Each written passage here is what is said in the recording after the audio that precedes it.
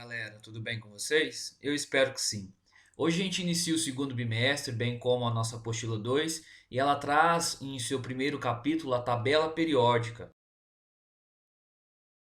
O início da tabela periódica se deu na Alemanha com o químico Dobenheimer, o qual reuniu um trio de elementos, daí o nome tríade, com propriedades químicas muito semelhantes, de modo que a massa atômica do segundo elemento era a média aritmética da massa do primeiro elemento com o terceiro elemento. Vamos observar.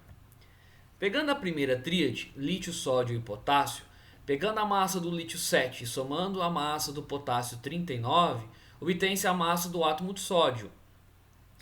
O que aconteceu é quando Dobenheimer começou a prestar atenção que essa tríade não dava certo para muitos elementos. Foi assim que ele percebeu, com a formação de um grupo de 4 elementos, como por exemplo flúor, cloro, bromo e iodo, ele viu que isso não era igual para todos essa tríade. Logo, esse histórico da tabela periódica já começou a não dar certo, não ocorrer de forma total.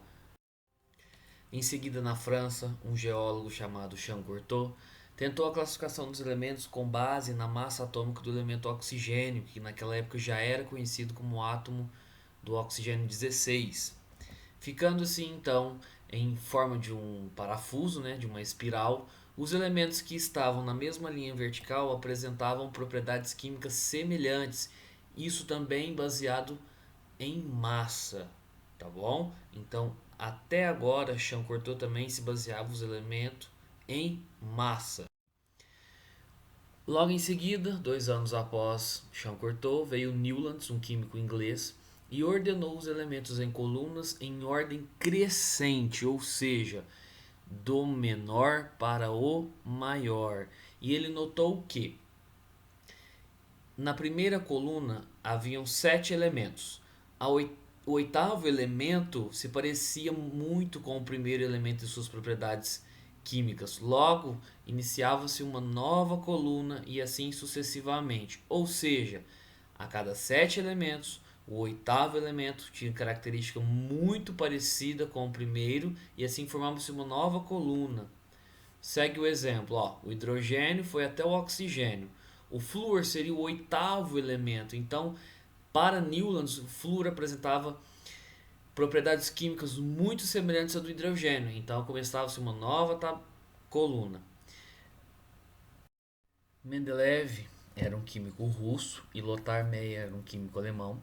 Ambos trabalhavam com a tabela periódica e uma linha de trabalho muito parecida, de modo que quem ganhou a fama por ser o pai da tabela periódica foi Dmitri Mendeleev, porque para a sociedade científica da época ele foi ousado em expor as suas ideias antes de Meyer. Logo, Mendeleev é o pai da tabela periódica. Bom, como era então a tabela periódica deles?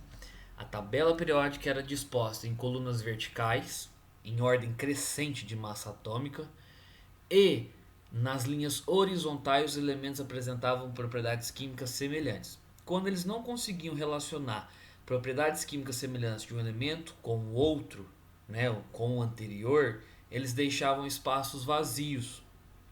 E aí, olha lá, embora o critério de construção das duas tabelas fosse o mesmo, Meyer baseou-se principalmente nas propriedades físicas dos elementos e Mendeleev nas propriedades químicas.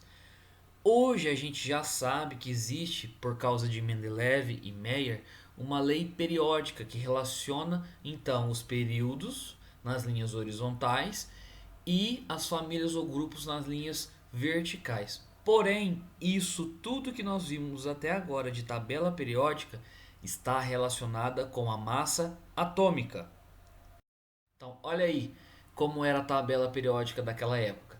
Note os espaços vazios dos elementos que não se conectavam com o anterior nas linhas horizontais. Então, o que aconteceu para reformular essa tabela periódica e suprir essa necessidade dos espaços? Foi quando um químico inglês, Henry Moseley, estudando a tabela periódica de Mendeleev, percebeu que já que a massa atômica não dava certo, porque ficavam esses espaços vagos, ele então começou a estudar os números atômicos, ou seja, a quantidade de próton que os elementos têm. E aí ele conseguiu, através da lei periódica de Mendeleev e Meyer, organizar a tabela periódica em ordem crescente de número atômico. Ou seja, até hoje a nossa tabela periódica é dada em ordem crescente de números atômicos. A última grande troca na tabela periódica foi do trabalho de Glenn Seaborg na década de 50, quando ele descobriu o plutônio e todos os elementos transurânicos. Logo, ele reconfigurou a tabela periódica na série dos actanídeos e na série dos lantanídeos. Vamos entender então. Nossa tabela periódica é formada por elementos artificiais e elementos naturais. Os elementos naturais são elementos, que ocorrem de forma natural no nosso planeta, e os elementos artificiais ou sintéticos são produzidos pelo homem, tá bom?